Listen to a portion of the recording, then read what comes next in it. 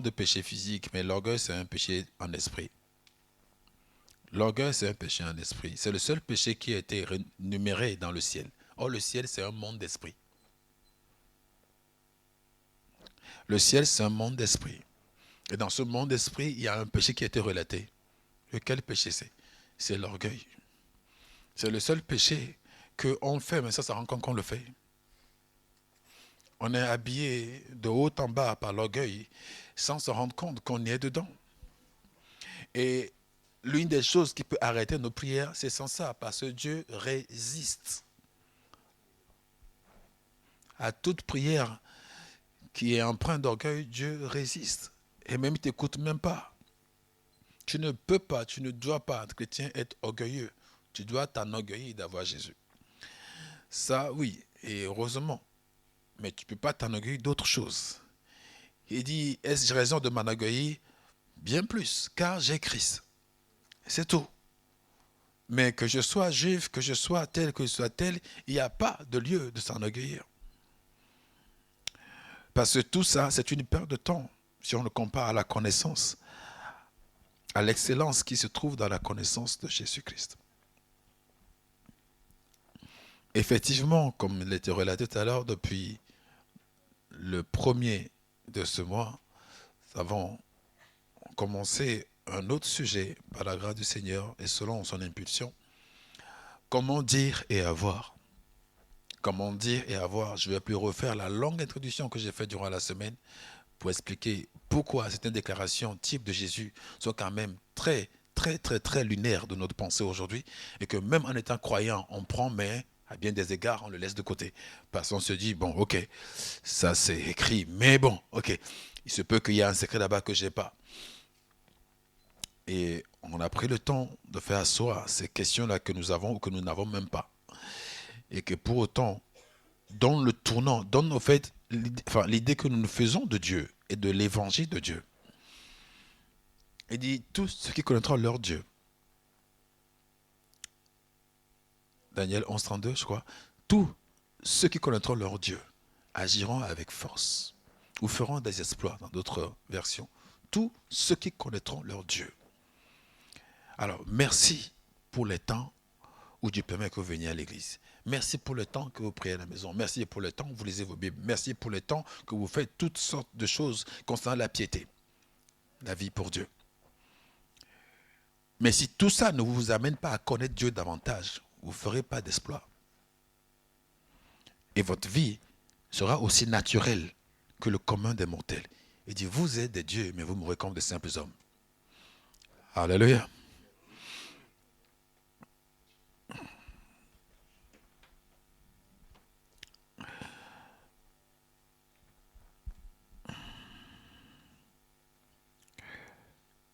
Quand nous retournons du coup dans notre passage de départ, Marc 11, après que Jésus, les disciples, aient constaté que le figuier est desséché jusqu'à la racine, on a expliqué ça aussi vendredi,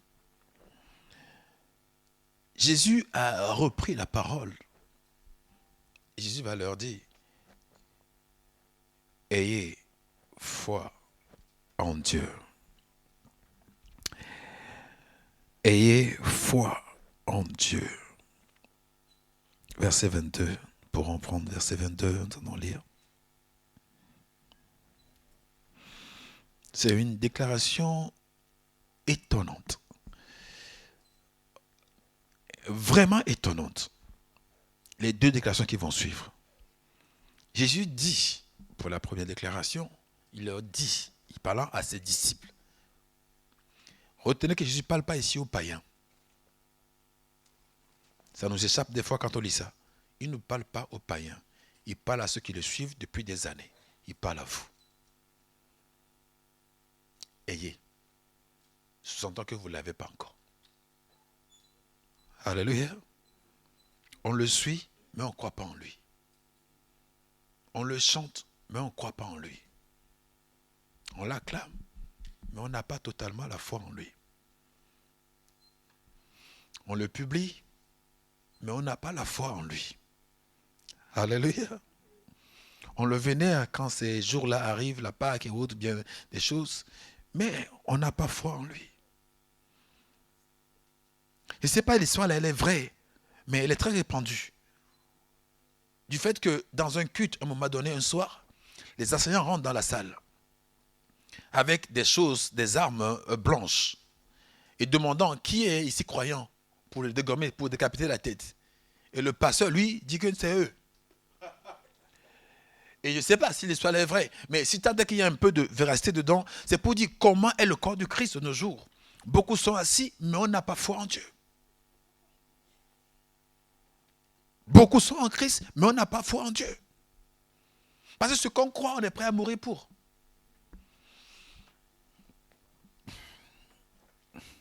Alléluia. Ce qu'on croit, on est prêt à mourir pour. Il dit, celui qui ne me préfère pas à son père, à sa mère, et je dis bien ce qui est écrit, n'est pas digne de moi. Vous avez le droit de dire Amen aussi. Parce que ça aussi c'est écrit. Des déclarations étonnantes, il y en a tellement dans l'écriture. Ce qui n'est pas prêt à me préférer à son père et à sa mère, et j'en passe, n'est pas digne de moi.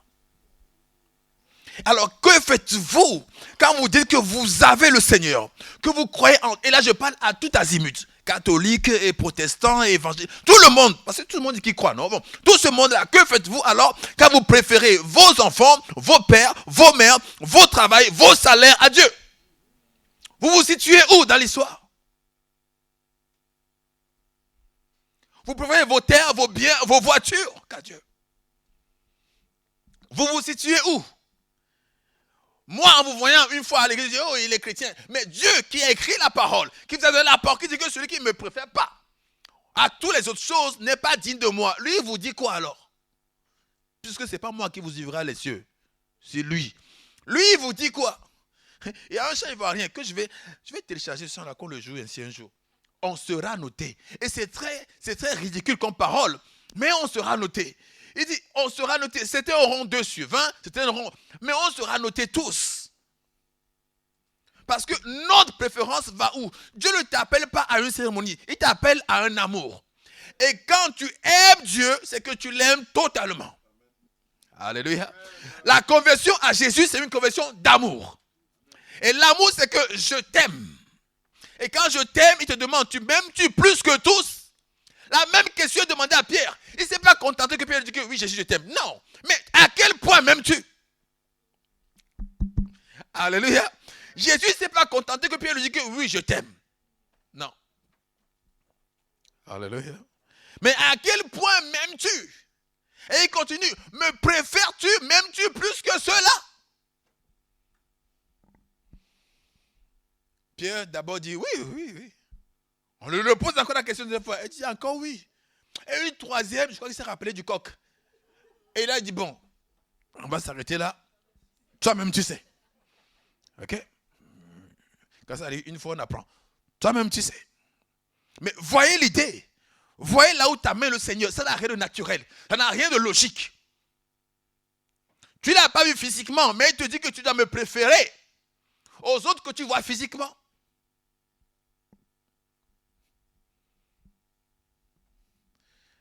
Alléluia. Des fois, on sait très bien, on est conscient que si l'évangile est prêché totalement comme ça doit être fait, on sera détestable.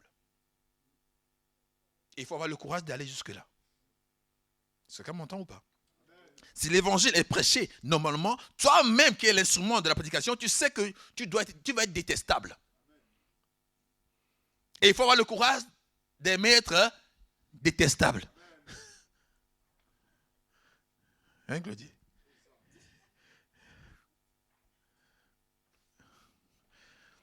C'est pas pour rien que les gens là vivent seuls, ils meurent seuls. C'est pas pour rien. Qu'ils vivent seuls, ils finissent seuls, ils meurent seuls. Nous, on veut tellement être entourés, on veut tellement la popularité qu'on dilue la chose qu'on doit dire.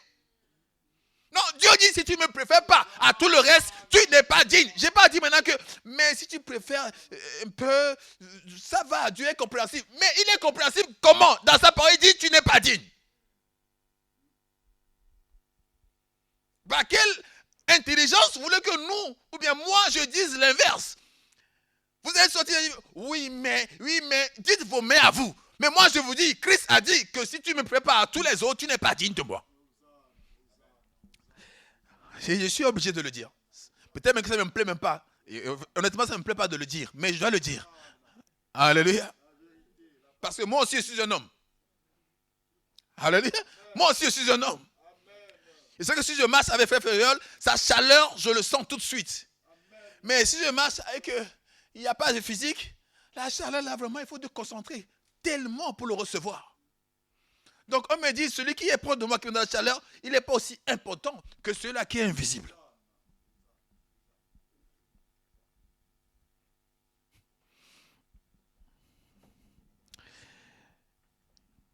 Alléluia. Il est tout nouvel, il les voit, il dit, ayez foi en Dieu.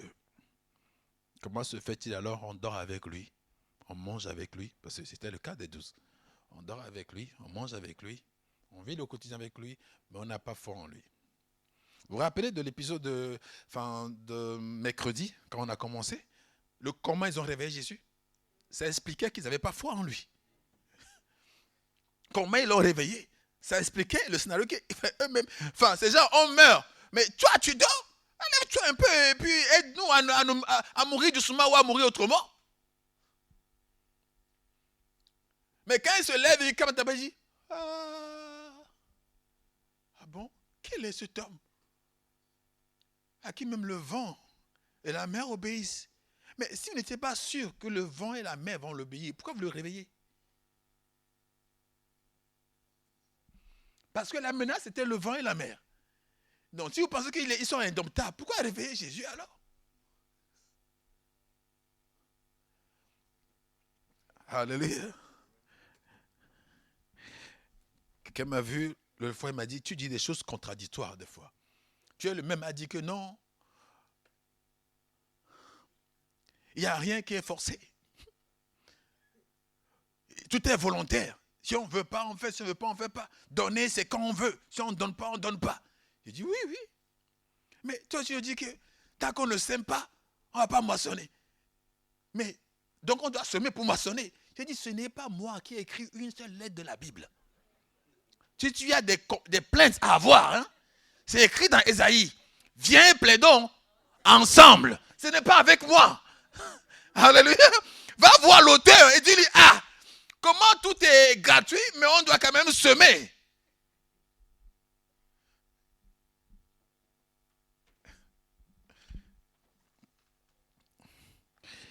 Je dis à une sœur, non, tes parents sont tes parents.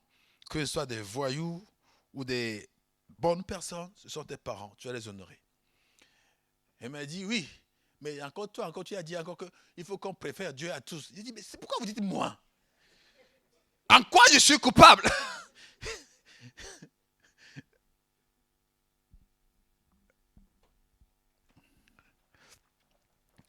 Alléluia. Alléluia. La première fois que j'ai eu même à dire ça à ma mère, j'ai vu sa réaction. Ça remonte quand même, c'est pas maintenant des années, mais j'ai eu sa réaction. C'est une réaction de joie pour dire que, ah, mon fils a accompli quelque chose pour le Seigneur. Et puis en même temps, tu sens une autre tristesse quelque part pour dire, donc moi, il m'évince.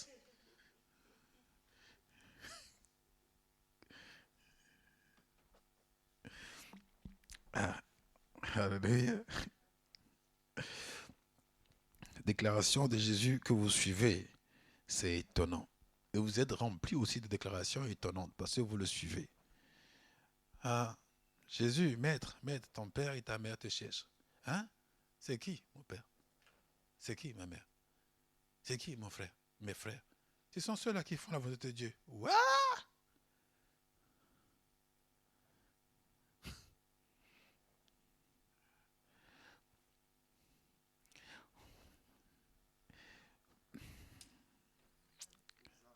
Oui, je vais quand même le dire. Le monsieur ou madame qui est dans le Seigneur est plus ton frère que celui qui est né dans la maison de ton père.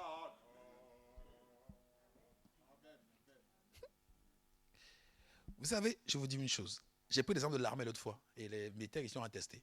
Maintenant, je prends l'exemple que je n'ai pas connu de grâce, mais de ce que j'en entends, de ce qu'on lit, ce qu'on reçoit, la franc-maçonnerie ou les loges. Quand tu rentres dans l'alliance, pas juste quand tu adhères à l'association, parce qu'il y a des étapes, on m'a dit, mais quand tu es vraiment impliqué, que tu as des alliances, il n'y a personne qui compte plus pour toi au monde que ceux qui font partie de l'alliance. C'est pour ça que tu peux même tuer ton enfant, tuer ton père, pour la cause de ce groupe-là. Mais il n'y a que les chrétiens qui n'ont rien compris, qui eux vont aller voir les païens pour attaquer leurs propres frères en Christ. Je dis bien qu'ils n'ont rien compris. Parce qu'ils l'auraient compris, ils n'auraient pas fait. Enfin, je suppose. Alléluia. Jésus prit la parole et dit, ayez foi en Dieu. Et je suppose qu'ils pensent qu'ils n'ont pas très bien compris, puisqu'ils enchérit encore. En vérité, je vous le dis. Ça, c'est la première déclaration, la deuxième suite. Si quelqu'un dit, et quelqu'un, c'est quelqu'un. Alléluia. Quand je dis que arrêtez l'histoire des femmes, des enfants. Non, Dieu utilise ce qu'il veut. Enfants, femmes, hommes, vieux, jeunes. Si quelqu'un dit à cette montagne, oh, bon, dit à cette montagne, déjà, qui parle aux montagnes ici? Qui est fou? Qui parle aux montagnes ici? Qui parle aux montagnes ici? Il y en a? Parce qu'à côté, il n'y a pas loin, il y a Saint-James.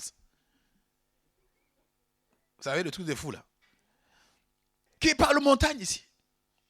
Mais il semblerait qu'on devrait parler aux montagnes. Alléluia. Qu'on devrait, vous voyez, la montagne. C'est-à-dire, la montagne, c'est quoi? La description, c'est quoi? L'amas de sable et de pierre mélangés.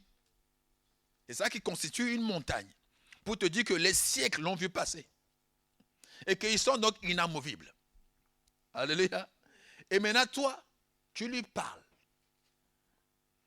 Et tu ne lui parles pas pour dire, mais, oh montagne, comment tu es magnifique, comment tu es majestueux, prestigieux. Non. Tu dis, déplace-toi. Lui qui est ancré dans le sol, là, formé progressivement par le temps et les circonstances, par les années et par les siècles, jusqu'à devenir une grosse montagne, amas de pierres, de sable, recueillir tout le reste. Et tu lui dis maintenant, déplace-toi. Or, toi, humain, qui dis ça, tu sais ce que ça veut dire déplacer? C'est tu es en mouvement. Et toi, depuis que tu es né, tu es toujours en mouvement. Donc, tu peux comprendre le déplacement. Lui, il n'a jamais été en mouvement. Tu dis, déplace-toi. Alléluia. Il n'a jamais connu un autre mouvement. Il est fixe. Pour dire que même quand on t'a maudit depuis ta naissance, ces malédictions restent depuis des siècles. Quand tu viens à Christ, tu le déplaces. Même la chose qui n'a jamais été bougée, tu viens à Christ, tu lui parles, tu le déplaces.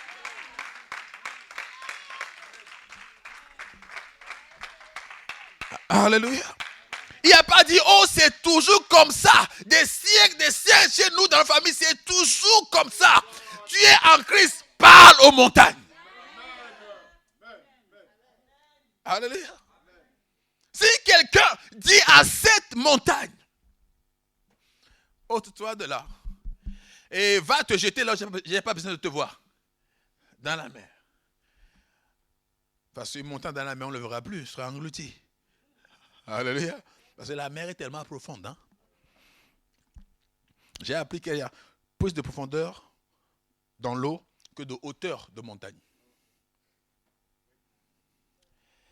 Il y a plus de profondeur dans les eaux que de hauteur de montagne.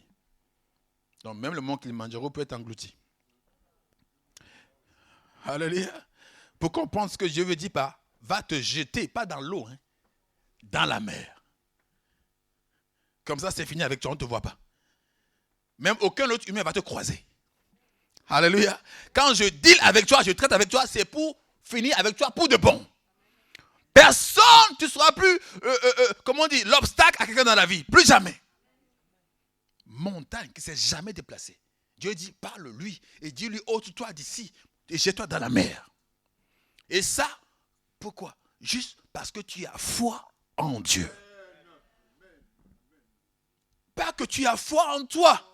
Des fois, on se sent comme responsable de la qualité de la foi. Non, la foi ne vient pas. Enfin, on verra ça dimanche prochain. Mais la foi, c'est Dieu qui donne, qui génère la foi. Tu n'en es pas responsable de la qualité de la foi. C'est une naissance que procure la parole de Dieu. Alléluia. Donc, elle ne vient pas de toi. Déjà, je te vois que la foi ne vient pas de toi. Alléluia.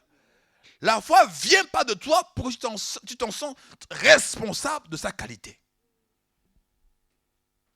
La foi, reçois dans ton cœur, la foi ne vient pas de moi. Je n'ai pas à avoir peur de l'utiliser. Elle ne vient pas de moi. La foi ne vient pas de moi. Non. Elle ne vient pas de toi. Il dit, ayez foi en Dieu.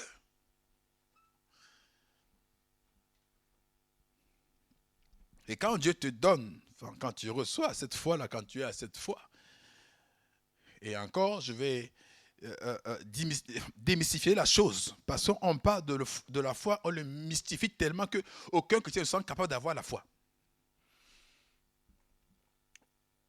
Ça semble même très compliqué d'avoir même la foi tout court.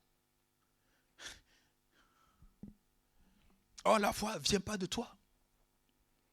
Jamais elle vient de toi. Jamais la foi vient de toi.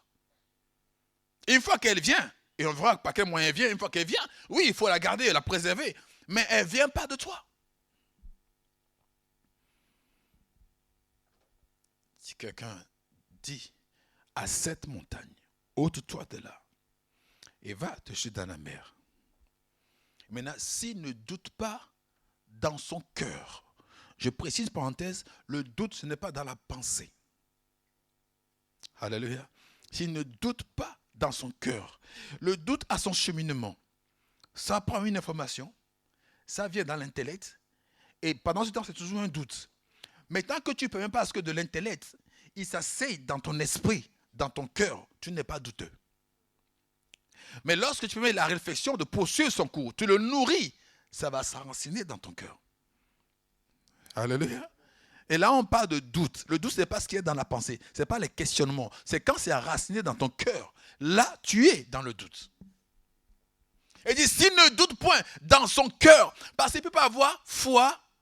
Vous savez, j'avais pris une chose pour le compteur électrique. Ceux qui sont électriciens, là, vont savoir. Pour le compteur électrique, il peut y avoir qu'un seul contrat à la fois dans un compteur électrique.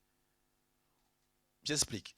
Si monsieur A est dans la maison et qu'il a un compteur approprié, d'accord, et qu'il appelle un fournisseur d'énergie, on lui soustrait l'énergie en son nom. Jusque-là, vous me suivez?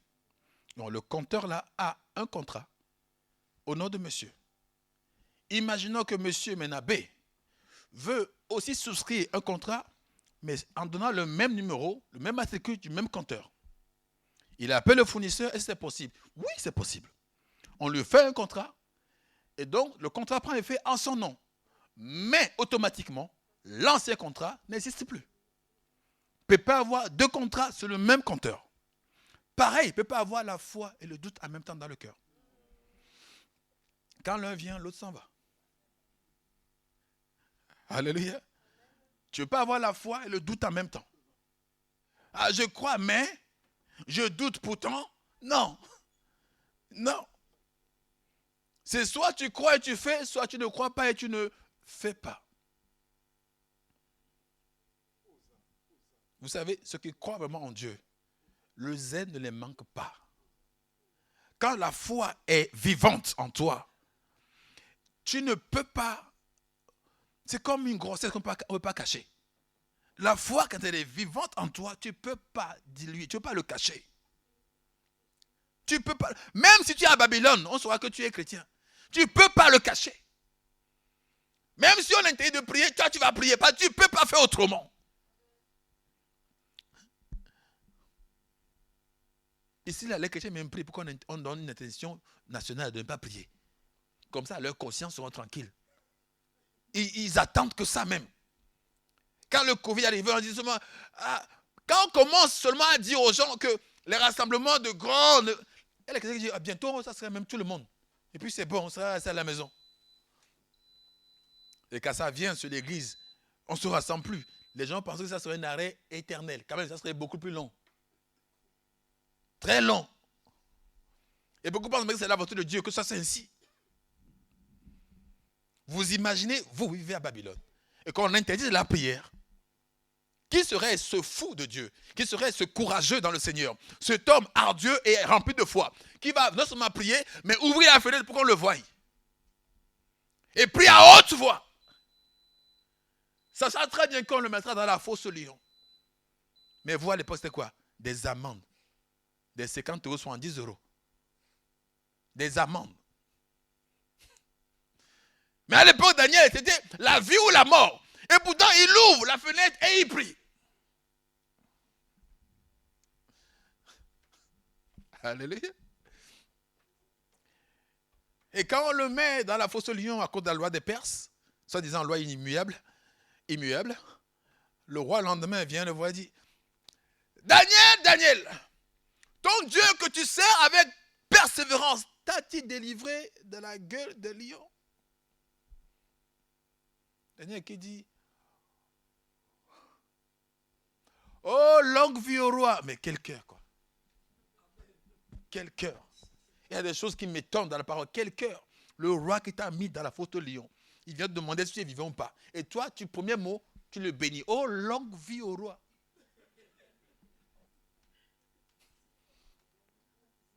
Toi, tu aurais fait ça? Honnêtement, vous allez faire ça? Hein? Je pense que le meilleur qu'on peut obtenir de tout le monde ici, c'est quand il dit, oh Daniel, est-ce que ton Dieu t'a pu délivrer? Silence. Tu ne parles plus. Tu sais que tu parles, tu vas dire des choses. Donc, on ouvre le toit, on te voit. Daniel, ça va? On monte l'échelle pour te sortir, tu sors. Daniel, tu viens dans mon palais, on va manger ensemble. Non, je rentre. Non, Daniel n'a pas fait ça. Et tu vois, je dis, quel cœur? Quel cœur? Longue vie au roi! Alléluia. Longue vie au roi. Si vous priez en esprit, vous allez arrêter de faire les guerres dans la chair. Si vous priez vraiment en esprit, vous allez diminuer les guerres dans la chair. Beaucoup de chrétiens, les deux sont parallèles. Plus tu fais la guerre en esprit, moins tu fais la guerre dans la chair. Et plus tu fais la guerre dans la chair, moins tu en feras en esprit. Tu peux avoir dans l'esprit la colère et l'amour en même temps. Or, quand tu fais la guerre en esprit, tu es rempli d'amour. Et quand tu fais la guerre dans la chair, tu es rempli d'animosité.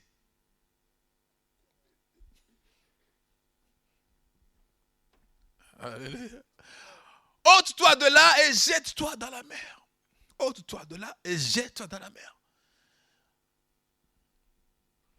Donc oui, tu es venu de, je ne sais pas de quel pays, tu es venu de quelle région de la France. Et que ça n'a jamais marché, ça n'a jamais marché, ça n'a jamais marché. Ok.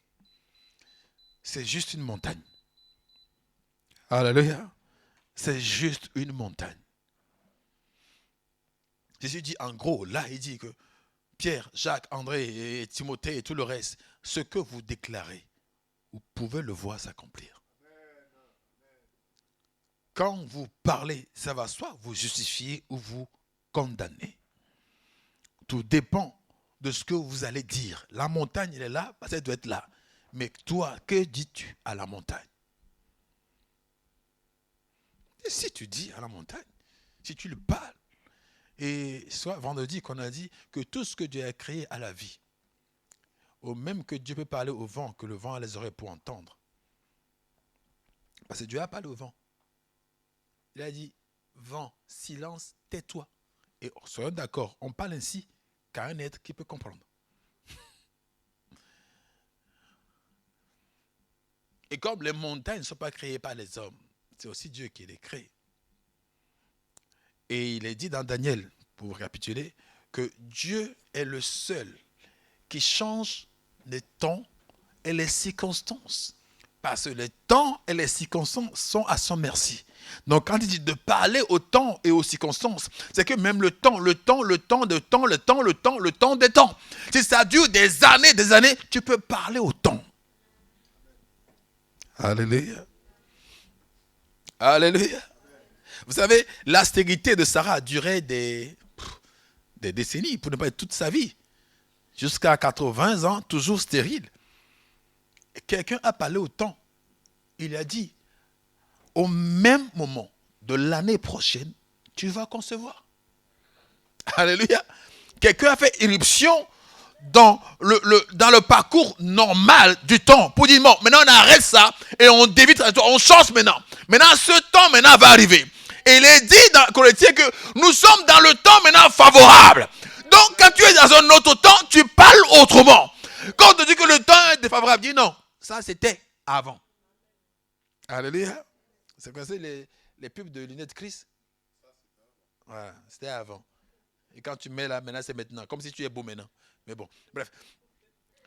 Donc, il y a une parole dans le temps fâcheux et il y a une parole dans le temps favorable. À l'époque du temps fâcheux, quand quelqu'un même faisait une transgression de la loi et qu'on le maudissait, ça marchait tout de suite. Pas parce que la personne est puissante, parce que la personne déclarait ce qui était dans le temps. Hello? C'est pas si vous avez compris.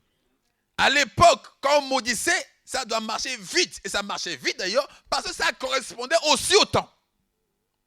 Aujourd'hui, le temps, c'est un temps favorable.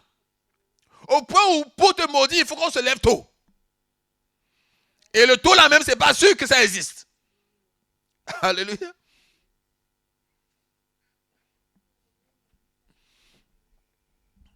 Parce qu'il dit, qui peut être celui que Dieu a béni?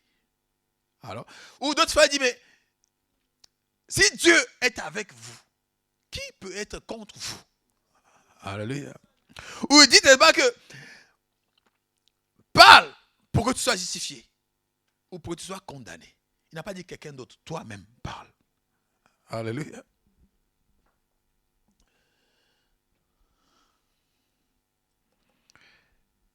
Dieu est souverain. J'explique le principe de la prière à un frère il y a 2 jours que si tu dois vivre les méfaits des erreurs que tu as faites, oh, la prière ne sert plus à rien. Laissez tomber la prière. Il m'a dit, quoi? J'ai dit oui. Si tu es amené, écoutez bien, si tu es amené toujours à vivre les répercussions de tes mauvais actes, alors la prière ne sert à rien. Si la prière sert seulement, écoutez bien, à reprendre ce qui t'appartient, ce qui est de droit à toi, ce n'est plus prière. Ça, c'est juste à toi. Tu ne pries pas pour prendre ce qui est à toi. Le mot prière, dans le sens prière, prier, supplier, c'est pour que je ne reçois pas ce que j'ai mérité. C'est pour ne pas avoir ce que tu as mérité. Le mot prière, c'est ça. Chaque fois que tu pries à Dieu, tu ne demandes pas ce que tu mérites. Hein. Non, tu demandes ce que sa grâce te dispose. Seigneur, donne-moi longue vie. Tu as fait comme mériter ça? Seigneur, sauve-moi. Tu as fait comme mériter ça? Rien du tout. Mais la religion a fait que on va à la prière avec des attitudes de méritants. Et ça ne fonctionne pas parce que tu ne mérites rien. Tu vas à la prière avec la foi et non pas avec les œuvres de justice que tu aurais accomplies. Alléluia. Genre, quelqu'un qui mérite la prison, qui demande d'être libre, il fait quoi? Il prie. Amen. Il prie. Si vous avez la foi en Dieu, vous direz à cette montagne, ôte-toi de là, et va te jeter dans la mer. La foi en Dieu. Est-ce que nous l'avons, nous? Est-ce que nous avons foi en Dieu? Pas en nous-mêmes, j'ai dit tout à l'heure, mais la foi en Dieu. Est-ce que nous avons foi en Dieu? Vraiment, est-ce que nous avons foi en Dieu? Est-ce que le chrétien se préoccupe de ce que Dieu pense de lui? Est-ce que vous vous préoccupez de ça? De quel regard Dieu a sur vous? Ou plutôt, quel regard les autres ont sur vous? Est-ce que votre préoccupation, c'est le royaume de Dieu? Qu'est-ce que Dieu pense de moi? Alléluia. Qu'est-ce que Dieu pense de moi? Quand j'agis comme ça, quand je fais comme tête de mule, quand je fais comme tout ce qui me passe par la tête, qu'est-ce que Dieu pense de moi? Alléluia.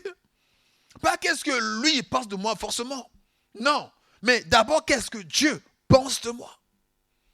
Tu ne peux pas être en harmonie avec Dieu et ne pas finir par se concilier avec tout le monde. Quand tu luttes avec Dieu, que tu gagnes tes ennemis, Dieu peut faire en sorte que soit ils tracent leur route, soit ils font la paix avec toi. Ayez foi en Dieu. Il dit tout est possible à celui qui croit. Et dans le tout, je ne veux rien enlever. Le tout. Il y a un pasteur, enfin il y a un homme, disons ça comme ça, qui a dit, on m'a donné en Afrique que tout ce qui est jeu est satanique, démoniaque et forbidden, et interdit dans les Écritures. Et moi j'étais dans l'équipe de jeunesse à l'époque, et on fait notre réunion. J'ai dit, par contre, l'application de ce matin-là, ancien, enfin, il y avait l'ancien, j'ai dit, je peux me trouver le passage où c'est écrit. Il me dit, non, il n'y a pas de passage. On a demandé aussi au pasteur, il a dit, il n'y a pas de passage. Ah, mais pourquoi il était si formel alors, s'il n'y a pas de passage? Parce que, enfin, Dieu ne peut pas bénir quelqu'un parce qu'il fait un jeu. Il dit, non. Je dis, ok. Maintenant, longtemps après, j'ai appris que ce même pasteur vit aux États-Unis maintenant. Et quand comment on appelle ça, je corresponds avec lui, il est arrivé aux États-Unis avec American Green Lottery Visa. Lottery Visa. Alors moi je me rappelle de ma question il y a 14 ans. J'ai dit, mais pasteur, donc vous êtes dans la transgression. Il me dit quoi? Je lui rappelle le message dont lui-même ne se souvient même plus. Il dit, non, je n'ai pas pu dire ça. Il dit, ah, ok, heureusement, ça a changé, hein.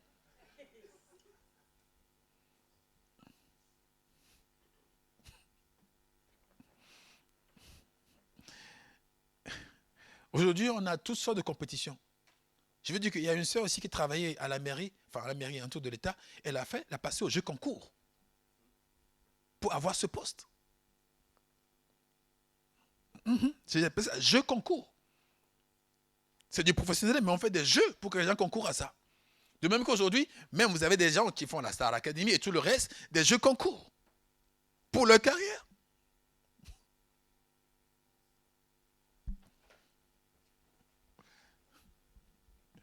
Il dit, tout est possible à celui qui croit.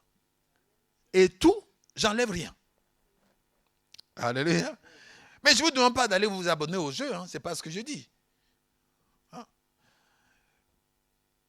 Maintenant, si toi tu as une opportunité, on te dit tous ceux qui savent faire les travaux manuels, machin, il y a un site, il y a un jeu là-bas concourir, ceux qui vont gagner vont avoir 1500 €. Mais va gagner, tu vas donner 150 € à l'église. Si tu es doué là-dessus, va compétir. Alléluia. Va compétir. Ça, Dieu sait pas, la vie me semble un jeu. Alléluia. Si tu ne vas pas conquérir quelque chose, tu n'as pas. Un jour, j'ai fait une réflexion, j'ai dit, mais il y a beaucoup de Tyson, Michael Tyson, il y a beaucoup de Tyson qui ne sont jamais montés sur le ring. Ils sont là à faire les bagarres de rue. C'était son histoire avant. C'est parce qu'un homme, un promoteur le prenne. Parce que bon, on bagarre plus la rue maintenant. Viens bagarrer maintenant dans le ring. On a vu la rage qu'il a déversée sur tous les adversaires. Mais, ok, great. Mais il y a beaucoup de Tyson, peut-être plus forts que lui encore, mais qui sont dans les rues. Qui sont dans les rues. Et qui attendent que quelqu'un les trouve et les place dans le ring. Parce que leur place à eux, c'est sur les rings, c'est pas dans la rue.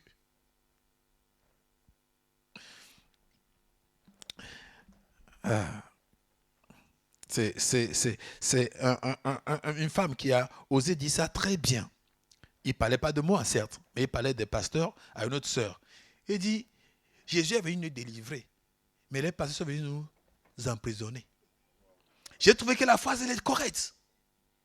Jésus est venu nous libérer, mais tellement les pasteurs sont venus maintenant nous emprisonner.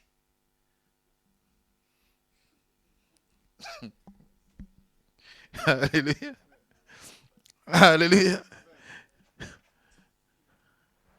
Vous savez, dans la Bible, dans le Testament, Actes chapitre 1, Ils ont fait, donnez-moi une pièce. Je n'ai pas une pièce sur moi, parce que je ne viens pas à l'église avec des pièces, je viens avec des billets. Donnez-moi une pièce. Il était question de choisir quelqu'un pour compléter les 11. Ils étaient 11. Il manquait un 12e. Ils ont dit, Seigneur, voilà, qu'on nous choisisse des personnes qui veulent bien prendre la place de Judas. Ils ont ramené devant Matthias et Barnabas, c'est ça? Oui. Après avoir prié, ils ont pris le sort, ils ont jeté face aux piles. Ils ont fait ça. Dieu n'était pas choqué. Alléluia. Dieu n'était pas choqué.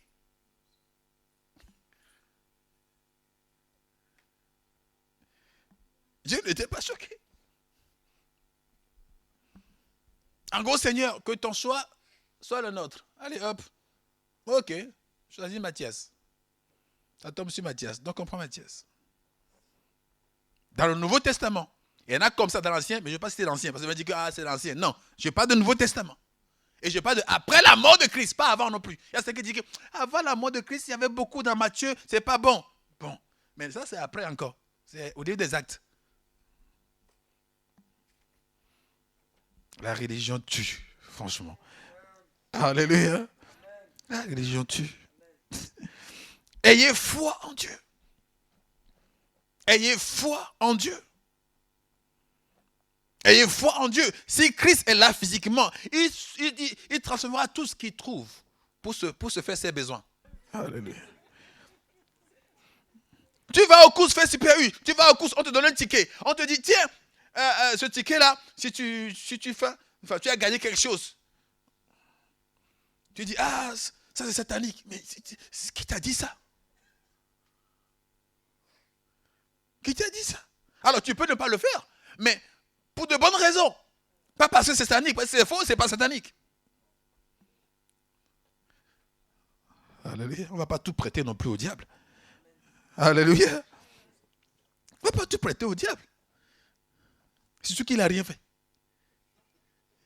Non, surtout qu'il n'a rien créé, il n'a rien fait. Et j'insiste, il n'a rien fait. Et le peu qu'il a pris, on le lui reprend au nom de Jésus-Christ. Il dit, c'est pourquoi je vous dis. Donc, dans vos prières, il y a la prière qu'on appelle la prière de déclaration. C'est pourquoi je vous dis. Il dit, ayez foi en Dieu. Tout ce que vous dites, si vous dites à une montagne, ôte-toi de là et dépasse-toi. Il dit, maintenant, c'est pourquoi, à cause de cette leçon du départ, je vous dis, tout ce que vous demandez en priant, croyez que vous l'avez reçu et ensuite vous le verrez s'accomplir. Alors, si tu pries, tu demandes à Dieu, Seigneur, j'ai la santé. Vas-tu encore marcher comme quelqu'un qui n'a pas la santé? J'attire l'attention sur quelque chose. Un phénomène physique qu'on fait. On prie pour la guérison. Et des fois, on se dit qu'on croit à la guérison. Mais une fois la prière, on n'essaye pas de faire ce qu'on est incapable de faire avant. On se dit, on va attendre quand la douleur va partir vraiment. Quand on a la réalité qu'elle est partie, ensuite on va commencer à essayer. Ah, tu vas attendre beaucoup. Alléluia. Malheureusement, tu peux attendre beaucoup. J'ai vu de mes propres yeux des guérisons se faire pendant que les gens anticipaient la guérison. Alléluia. On a prié pour lui, il ne marchait pas. Mais pendant qu'on prie pour lui, il se lève, il essaie de marcher. Alors il tombe. Parce qu'il n'y a que ceux qui marchent qui tombent. Tu ne veux pas tomber, il ne marche pas. Alléluia. Tu ne veux pas tomber, ne marche pas. Rampe, oui, comme dit, ou roule. Il n'y a que ceux qui marchent qui tombent. Et donc, il marche, ok, il tombe, on le relève. Il marche, à un moment donné, tu vois que les muscles s'affermissent. Alléluia. Le miracle de la porte la belle. La personne n'a pas commencé à sauter tout de suite. D'abord, elle a marché, il a sauté, et après, il a couru, il loue Dieu. Il y a des étapes. Alléluia. Mais un paralytique, on dit, je veux l'argent. Il dit, non, au nom de Jésus, lève-toi et marche. On lui donne la main, part un petit debout. Il dit pas, attends d'abord, oh, mon pied là, hein, attends, que je vois. Non! Lève-toi et marche, allez, jump! Je vous dis, Smith Wigglesworth, le nom est compliqué à dire, je vous dis la vérité. Quand il devait guérir un mort, il rentre dans la chambre, il fait comme la Bible dit, il fait sortir tout le monde. Il prie pour le mort, il n'y a rien. Il prie, il n'y a rien. C'est ce qu'il a fait. Il a posé, il a sa veste, il a pris le cadavre là sur le lit. Il a. Hé! Lève-toi! Et puis le mort est revenu à la vie. Puis il a déposé, elle dit oui, c'est bon. Il a pris le cadavre au lit. Il a cloué qu'on le... Hey, lève-toi! Okay, c'est bon. C'est bon. Alléluia. Il y a le frère Idaoussa qui a un jour est né de nouveau et puis tombe sur Matthieu 10, où Jésus dit allez ressusciter les morts. Ça l'a choqué comme déclaration. Il demande à ce pasteur, c'est vrai ça ce que Jésus a dit? Il dit bien son histoire, Idaoussa, il est mort très jeune. Il dit, pasteur, c'est vrai ça? Le pasteur dit quoi? Il dit Matthieu 10, c'est écrit ressusciter les morts. Il dit oui, c'est vrai. Non, c'est vrai pour tout le monde que vous. Ah non, c'est vrai pour tout le monde. Et donc moi je peux ressusciter les morts. Il dit oui. C'est ce qu'il a fait. Sur le champ, il quitte l'église, il va dans toutes les maisons. Et quand la maison rentre, is there dead here? Ça veut dire, y a-t-il un mort ici? On dit non. Il ouvre l'autre maison. Y a-t-il jusqu'à ce qu'il tombe sur une maison dans le quartier où il y a un mort. Et on dit, il faut les applaudir. Ah yes, yes, yes. Et il rentre. Il dit, qu'est-ce que tu es venu faire? Non, moi je suis venu voir le mort. Vous connaissez? On peut me donner assez pour voir le mort. On le met. Et il fait comme ça, puis tout le monde sort. On dit pourquoi? Mais vous pleurez, non? Donc que vous arrêtez de pleurer. Parce que le mort là va ruiner la vie. Et, vous savez ce qu'on dit souvent? Donc il fait sortir les gens, il ferme la porte. Et puis il dit, bon ok, c'est déjà il ressuscite les morts. Mort, ressuscite. Mort, ressuscite. Pendant 30 minutes, rien ne se passe. Il dit, bon, l'histoire là c'est comment? Et puis il dit, bon, on va voir comment Jésus fait. Et il trouve la partie où Jésus a réveillé, non, Talita Kumi. Voilà. Jeune fille, lève-toi. Et donc, il va lire ce passage et il apprend des choses sur le passage. Sur le champ, il lit ce passage et il dit, bon. Il ouvre la porte et demande, elle s'appelle comment la personne qui est morte? On lui donne son nom. On dit, ok. Et il referme et il fait procéder ainsi. Il appelle le nom de la personne qui est décédée et il dit, lève-toi. Et la personne se lève. Et ça a été...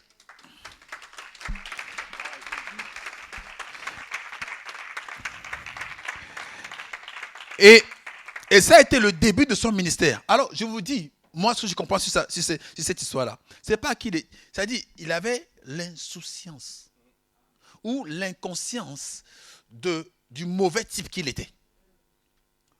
Et ça, c'est un blocage. Le péché ou la conscience du péché est toujours un blocage. Pas que Dieu fuit, mais le péché t'éloigne de lui. Et quand tu portes la conscience du péché, tu ne peux jamais voir la main de Dieu. Alléluia. En ce moment précis, il était comme un enfant qui répétait les gammes qu'on lui a dit. Sans tenir compte, est-ce que je suis bien, je ne suis pas bien. Il ne s'est posé aucune question de repentance, aucune question de sanctification. Non. Jésus a dit que je peux. Il dit, allez, c'est les morts. Ok, moi j'applique. C'est tout. Mais toi, quand tu es balade devant toi, on dit plus maintenant, tu vas commencer à dire. Si je vous dis ici, est-ce que Jésus peut rester mort parmi nous? Vous allez tous me dire oui. Mais quand un cadavre ici, je dis, il peut rester au nom de Jésus, vous allez me dire si oui. Maintenant, si je dis, bon, frère là-bas, viens. Tu m'as dit quoi? Viens prier pour lui pour rester le mort. Tu vas commencer à revoir toute ta vie. Avant de... tu vas commencer à voir le film. Dis, mais moi là, et en faisant ça déjà, tu te lis. Tu te bloques, ça ne va pas marcher. Parce que c'est avec le cœur. Et tu peux marcher fièrement, mais quand tu vois que dans le cœur, là, il n'y a pas vraiment la foi en lui, ça ne marchera pas. Or, la foi, tu peux déclarer à une montagne, ôte-toi de là. Alléluia. Alléluia. Les gens m'ont dit, parce que est-ce qu'il n'y a pas de montagne physique? J'ai dit, probablement pas. Probablement pas. Probablement. J'ai dit, probablement pas. J'ai dit, pourquoi alors? Parce qu'aucun d'ici n'a essayé de dépasser une montagne physique. Donc, probablement pas. Alléluia. Mais ces montagnes ont d'autres explications, ont d'autres significations. Et si la montagne te bat la route, je crois que tu n'as qu'à changer de route. Mais Dieu dit, tu parles à la montagne pour qu'elle se déplace. Pour qu'elle se déplace. Ôte-toi de là. Tu me gênes la vue, ou je sais pas, tu me bloques le chemin. Ôte-toi de là. On n'est pas appelé pour pleurer, on est appelé pour commander. Alléluia. Arrêtons de pleurer. Peu importe comment la nuit, commandons le jour. Arrêtons de pleurer. On est appelé pour parler. Et puis il dit, je vous ai donné l'autorité. Voici, je vous ai donné l'autorité de marcher sur le serpent, le scorpion et sur...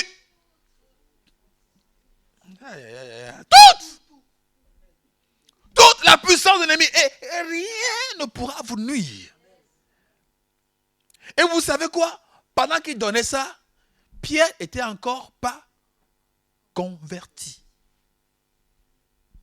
Il dit ça en Luc 10. Pierre n'a converti qu'à la fin de la résurrection. Et Thomas était encore un incrédule de premier ordre.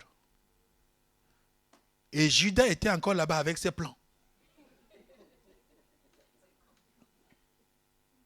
Et avec ses vols de la caisse. Tout cela était là. Et il les a envoyés 2 par 2 pour aller tester l'autorité. Ils sont revenus. Il dit, même les démons nous sont soumis. Alors qu'aujourd'hui, la religion a fait qu'on a rempli les chrétiens de la conscience du péché. On vous a tous rempli de ça. Au lieu de remplir de la conscience que Dieu vous a sauvé, que Dieu vous équipe. Non, on est tellement rempli que la personne, même s'il n'a pas fait un truc, Jean, il a juste pensé un truc. Donc, le chrétien attend quand il est propre pour venir à Dieu. Mais tu ne seras jamais propre en dehors de Dieu. Tu ne seras jamais propre en dehors de Dieu. Jamais. Si tu l'es une fois, c'est que tu te mens. Tu ne l'es jamais en dehors de Dieu. Jamais en dehors de Dieu. Jamais en dehors de Dieu. Ça joue sur la conscience que nous avons de qui nous sommes. Et dit, quand tu regardes dans le miroir, là, ta face, et que tu l'oublies, mais tu es malheureux. Mais tu es malheureux. Alléluia. Tu es malheureux. Dieu ne se trompe pas de vous. Dieu ne s'est pas trompé de vous. Il s'est trompé de personne ici. Dieu ne s'est trompé de personne ici. Tout le monde qui a été appelé, que Dieu a choisi, il sait que vous y arriverez. Que vous pouvez y arriver. Il ne s'est pas trompé de vous. Donc arrêtez d'écouter des sons divergents qui vous disent autre chose. Alléluia. Arrêtez d'écouter que vous ne pouvez pas. Ah, tu as vu ça? Tu as la querelle avec celle avant. Tu as eu la querelle aussi avec... tu t'es querellé avec telle personne aussi avant. Ah, là-bas, là, on t'a chassé là-bas. Là-bas, là, tu sais que tu as des dettes là-bas. Tu vas maintenant dire que quoi? Tu veux prier pour eux.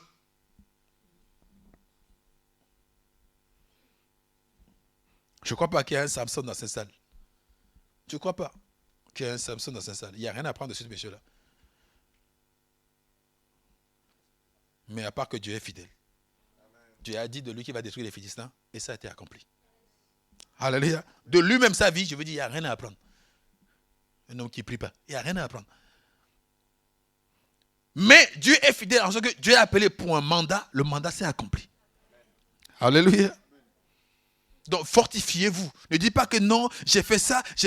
Mais si Dieu sait que tu ne peux pas, il ne va pas t'appeler. Et Dieu ne se trompe pas de personne, frères et sœurs. Dieu ne se trompe pas. Pierre l'a renié, mais c'est qu'il ne s'est pas trompé au départ. Il dit non, Pierre, t'inquiète. Sur toi, je bâtirai mon église. Et pendant qu'il dit ça, Pierre n'était pas encore converti non plus. Pendant qu'il disait à Pierre que sur cette pierre, je bâtirai mon église, il n'était pas encore converti. Parce que plus tard, Jésus dira à Pierre, quand tu seras converti, affermis tes frères. Alléluia. Je dis aux responsables, enfin, vous oubliez ici que affermir les gens, c'est un grand niveau. Ce qui arrive sont ceux qui sont vraiment convertis. Pour affermir ton frère dans le Seigneur, dans la foi, et qu'il soit fidèle, écouter la parole, c'est que toi-même, tu es converti. La plupart des gens, quand on se voit, on n'affermit pas les autres. Non, on fait des amitiés, on fait des choses, mais on n'est pas dans l'affermissement pour l'autre. Non, parce que nous-mêmes, on n'est pas convertis.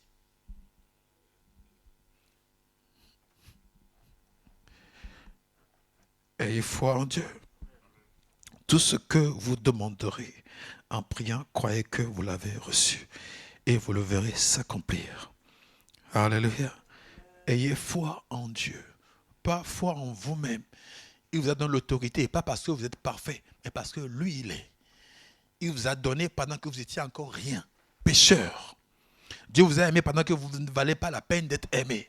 Retenez que si vous êtes équipé du meilleur en ce moment, ce n'est pas aujourd'hui qu'il va vous reprendre quelque chose.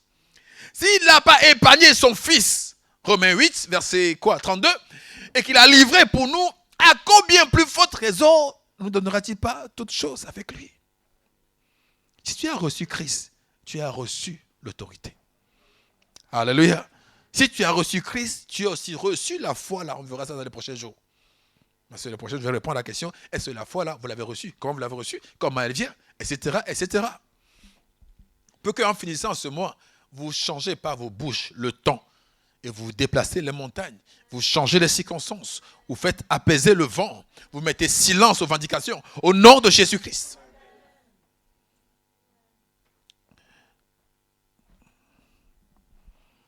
Quand vous parlez, c'est votre foi qui s'exprime. En tout cas, pour les croyants, ça doit être ça. Quand vous parlez, c'est votre foi qui doit s'exprimer. Parce que nous avons l'assurance.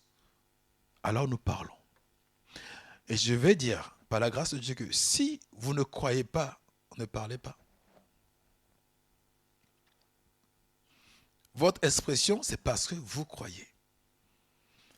Si vous ne croyez pas, ça ne sert à rien de parler. Vous retentissez comme des cymbales, mais il n'y a rien. Des nuées sans eau, 2 fois mort. Il n'y a rien. Si vous parlez sans la foi, il n'y a rien. Un Corinthien dit, nous parlons parce que nous avons cru. Et vous aussi, parce que vous croyez, parlez. On l'ouvre. 2 Corinthiens chapitre 4, verset 13. Parler, c'est une notion de la foi. Si vous ne croyez pas ce que vous affirmez, n'affirmez rien, ne dites rien. Voilà. Si vous ne croyez pas ce que vous affirmez, ne dites rien.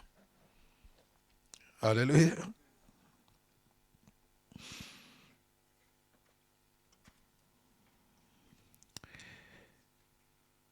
« 2 Corinthiens 4, verset 13.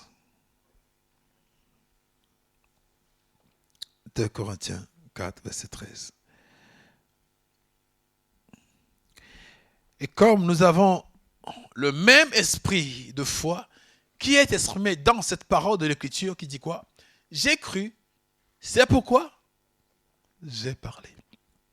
Et nous aussi, nous croyons et c'est pour cela que nous parlons. Alléluia. Vous croyez, parlez. Vous ne croyez pas, taisez-vous.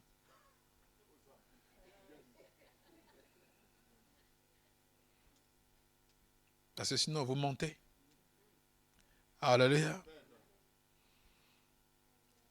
Il y a des gens qui te ramènent Dieu m'a dit, auquel eux-mêmes ne croient pas. Parce que Dieu m'a dit, c'est ici l'assemblée, que la parole est vivante ici. On lui a dit bienvenue. 2 mois plus tard, Dieu a dit non, ce n'est plus ici. Dieu a dit maintenant que c'est à Paris.